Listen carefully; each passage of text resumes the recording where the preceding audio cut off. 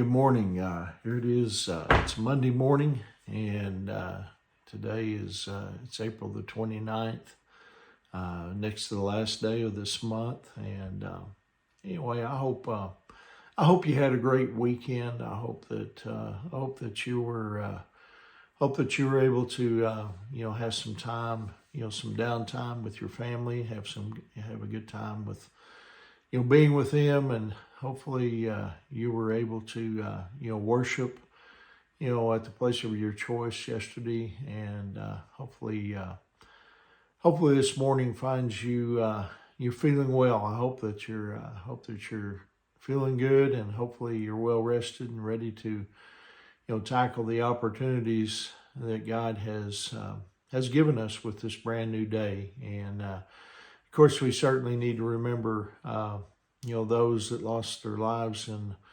the tornado, the storms on Saturday night and in the night, and those that are, recovering from, a lot of devastation, in Sulphur and Marietta and another few places. But let's be sure to pray for those folks, the responders and everybody that's, there to help with the situation.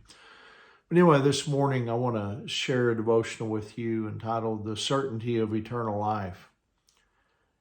Let me ask: Have you ever wondered why we even have to die in the first place? After Adam and Eve sinned in the Garden of Eden, and they disobeyed God, you see, He barred them from the tree of life in the Garden of Eden. God didn't want them to live forever in the state they were in. They had eaten from the tree of knowledge of good and evil, and that brought sin into the human race. And so as a result, sin, like a disease, it has spread to all of us. The Bible tells us in Romans chapter 5, verse 12, that when Adam sinned, sin entered the world. Adam's sin brought death. So death spread to everyone, for everyone sinned. If Adam hadn't sinned, we wouldn't have died. If Adam hadn't sinned, our bodies would not wear out. And, at the same time, if we had been in Adam's shoes, we would have probably done the same thing. Now, why? Well, because we all have crossed the line. Novelist William Boyd said this: "We all want to be happy, and we are all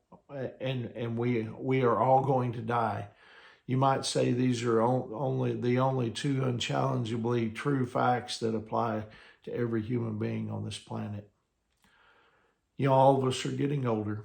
It's just the reality. We cannot stop the march of time. We cannot turn back the clock. So therefore, what happens to us when we die?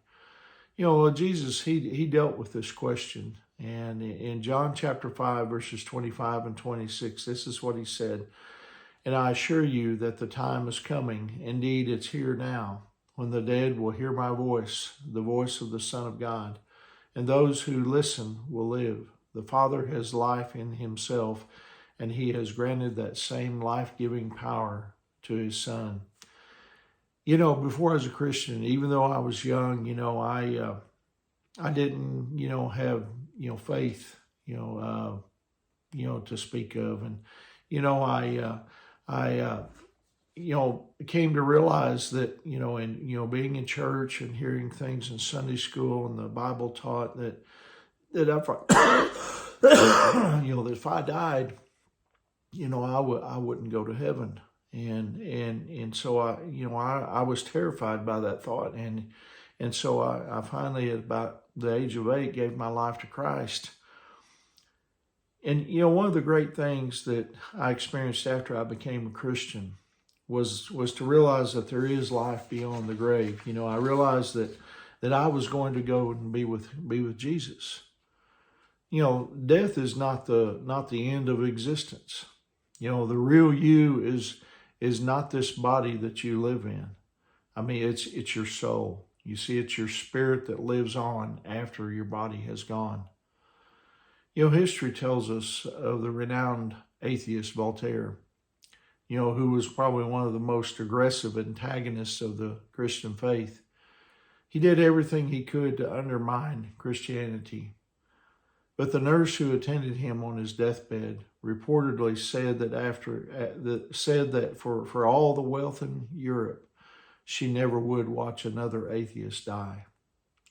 In contrast, the great evangelist Dwight L. Moody, he said the following on his deathbed: "I see earth receding, heaven is opening, God is calling me."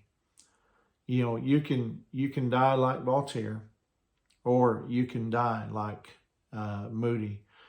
But there will be a future judgment, and if you have put your faith in Jesus Christ, then you won't be at that final judgment, because your name will be written in the book of life, and you'll be going to heaven.